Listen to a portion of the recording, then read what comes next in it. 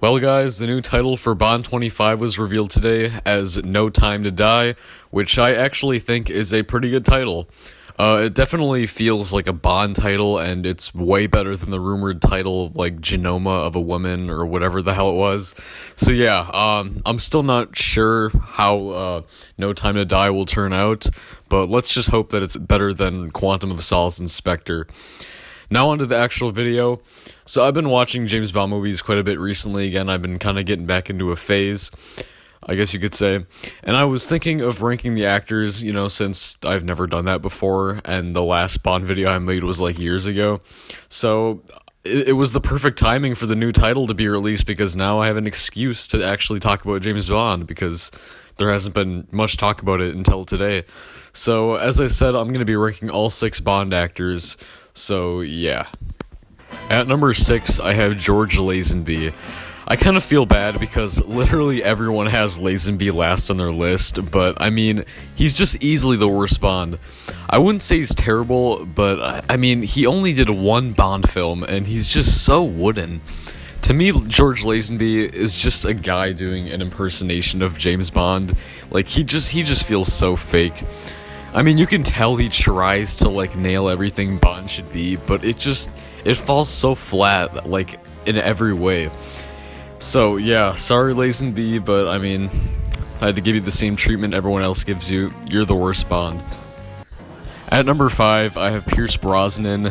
To me, Brosnan is like paper. I feel like there's just nothing interesting about his Bond. His Bond is just really boring.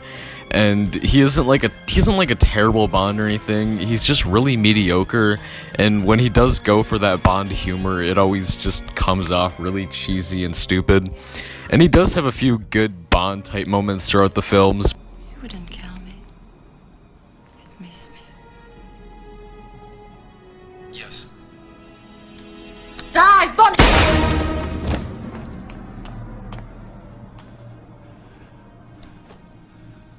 Never miss.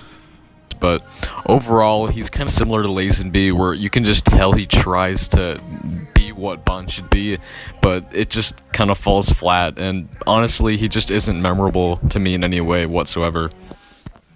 And number 4 on my list is our current Bond, Daniel Craig.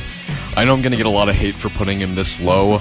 I don't think Craig is a bad Bond at all, and I can see why people would like him, but to me, his style just doesn't really fit James Bond, and I feel like Craig's Bond is more like Jason Bourne rather than James Bond. And I think my main thing with Craig's Bond style is that it's just too serious, and he just lacks that fun and charm style that Bond has. And as I said, Craig isn't bad by any means, he's just okay to me. And I do like Casino Royale and Skyfall, they're well-made movies, but when I look at Craig from a James Bond perspective, and not just like a random spy movie perspective, he's just okay. At number 3, I have Roger Moore. Roger Moore is definitely the most comedic Bond, and I will admit that his humor does get way too over the top in some of his movies, but Roger Moore still feels like James Bond to me. He definitely has a fun, charming attitude to him, but then again, he could still use some more seriousness. And people say that when he does get serious, it is a little awkward, which I guess I can see.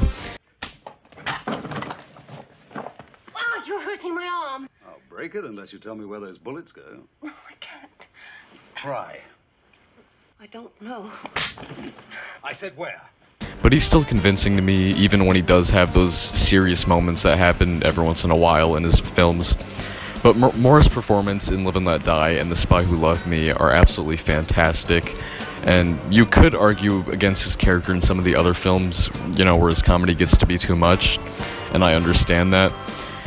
So yeah, I mean, Moore does have that charming, fun Bond spirit, but, as I said, sometimes he gets too comedic, and it gets a little too over the top, but, I mean, he still feels like James Bond to me. At number 2, I have the most underrated Bond out there, Timothy Dalton. Dalton only did 2 films, but both of those films are some of my favorite Bond films, and I think Timothy Dalton does just such a great job at capturing a more serious Bond. I know I criticized Craig earlier for being too serious and not being fun or having a charm, but the problem is that the seriousness and not being fun combined just ends up making everything way too grim.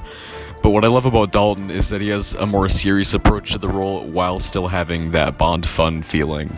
I think The Living Daylights is where we see this perfectly. We see him being quite serious about things, at certain points of the movie, but he mixes it so well with his fun.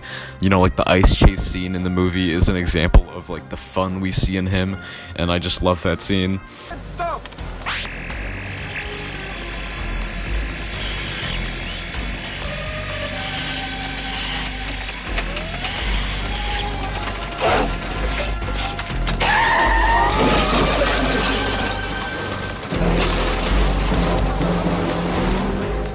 What happened? Salt corrosion. And my only minor complaint with him is that, yes, sometimes he does come across a bit pissy and, like, maybe not super charming, but I feel like he's just like that when he's serious, like most humans would be. But when he does have his fun, I can definitely see the Bond charm in him. And maybe not as much in License to Kill.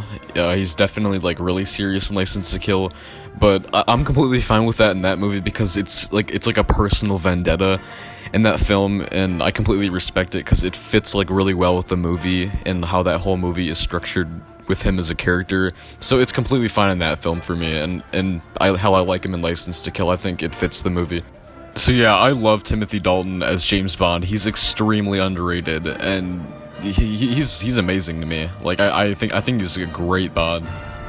I admire your luck, Mr. Bond. James Bond. And of course, Sean Connery is the best James Bond. He is James Bond. Connery is just perfect. He has the charm and fun spirit of Bond, but unlike Moore, it's just balanced so well with the seriousness, and his comedy is not overdone at all, and it's just so much funnier, to be honest with you. Like, I like Moore and everything, and he feels like Bond, but like Sean Connery is just so much more classy than Moore. Like his humor just works so much better, and we also see Connery's seriousness a lot more, and you can really feel it when he portrays it. And then what's great about that is that like he has such a great charm even in some of his serious moments. He has such a he has this cold, classy humor, and it just makes the scene so much better. Mr. Smith & Wesson. And you've had your 6.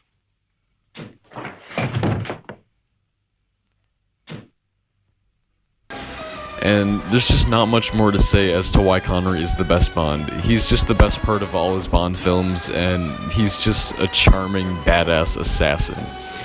His Bond, James Bond from Dr. No, will never, ever be topped. That is just too iconic, and Daniel Craig will never be able to top something like that.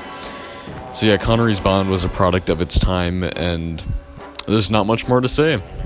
So, that is my ranking of the Bond actors. I hope you guys enjoyed the video.